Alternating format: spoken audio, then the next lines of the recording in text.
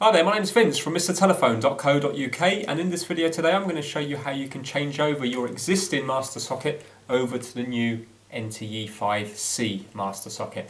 Now this is going to be a very simple video because in this instance it's only got one cable feeding it. I will do another video where it's got a whole bunch of cables in here, so the cable feeding it and then all the extensions going away, so it's going to be much harder, but this is going to be a really simple video. So this is an NTE 5 socket and this is a new NTE 5C. So what we have to do is, to change them over, we're just going to copy like for like. So to begin with, we've got to take apart your existing master socket by just undoing the two screws here. They may be Phillips or they may be just flathead screws depending on what year it was made. Okay, and now we have to undo these two screws here just to get to the back of the master socket. Now in the video I'll talk about the different colours of the different cables that you might expect to see, but basically all you have to do is copy like for like. So for example, if you've got your white wire connected to A, then you will connect the white wire to A on this one. If you've got the orange wire connected to B, you're going to be connecting the orange wire to B on this one. So you're going to copy exactly what you've got at the moment. So if we have a look here, you can see that on this one here it's nice and clearly marked up A and B. You'll have to zoom in there to see that. A and B. If you have a look, we've got B at the top, just here, and we've got A down the bottom, so it's nicely clearly marked up. And as you can see on this cable here, it's a little two-pair cable, so we got the white blue going to A down the bottom, and we got the blue with tiny white bits going to B at the top. And all we have to do is undo those screws and place it onto here, and again these are marked up A and B. If you have a look just under here, you can see it's marked up A and B. So obviously the A hole, there's a hole here, two holes. The hole on this side corresponds to the A hole, and the hole on this side corresponds to the B. So whatever wire is connected to A on your existing master socket, you will put into this hole here. Whatever wire is connected to B, you will put into this hole here. So let's do that now. So we're going to undo the two screw terminals.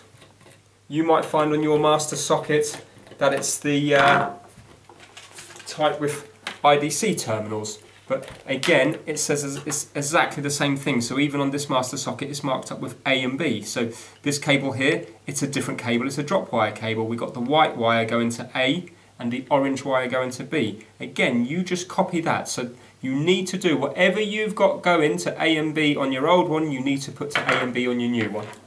If you're using a very old master socket that hasn't got A and B terminals, they've just got the 2 and 5 and 3 terminals, then I will do a video on that. That's called a 2-stroke 1A. So all we're going to do is we're going to we've undone the two screws and we've now disconnected the wires. We're going to have to cut the old cable tie. So you might well find, if it was done properly, that you'll find a little cable tie on there. So we need to cut the cable tie out of the way. And that's the old socket disconnected. We've removed the old master socket now, and now we need to transfer these wires onto the new NTE 5C. So what we're going to do is, because this uses IDC connections rather than the screw connections that we had in this old socket here, we need to cut away where it's been stripped back previously. So just snip both wires. So now we've just got plain wires like that. You do not need to strip them back. When we push the wires into here, this will strip the wires back for you. So we don't actually need to strip the wires back at all. So all we're going to have to do is, again, this white blue one was connected to A, so I'm going to connect it to A, and the blue white one was connected to B. So we keep them nice and straight, and we're going to put them into the holes here.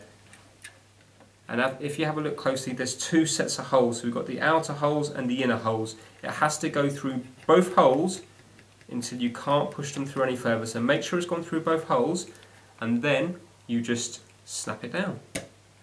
And by doing that, that has now made the connection. So if you have a look there, the wires are nice and tight. Okay, and they're not going to go anywhere, and now that has made the connection. Now there is no place to put a cable tie on these new sockets, so what you're going to have to do is, where the cable enters into the back box, it's not great, but it does help. If you get a cable tie, you're going to have to use a big cable tie. And if I just tighten that up there, that's slightly more, gives it slightly more protection. So if the cable was to get yanked now, it's not going to come flying straight out. That will give it a little bit of protection. So you put your little cable tie on there, and then push the wires in here. Make sure now that the cable isn't trapped on these screw terminals here. So as you can see there, it's one away from that one, and it's away from the other one. And then we need to screw it down. So to take off this little front plate, we just pinch the sides here. Just pinch that bit there and pinch that bit there, and just slide it out, so it slides out really easy. And then we just screw it back on, and you can use the same screws that came off this one, because then that will cover whatever back box you got, because some back boxes you will need machine screws and some back boxes you will need self tappers. So you'll know because you've just taken them off that back box, so just use the same screws that you used before.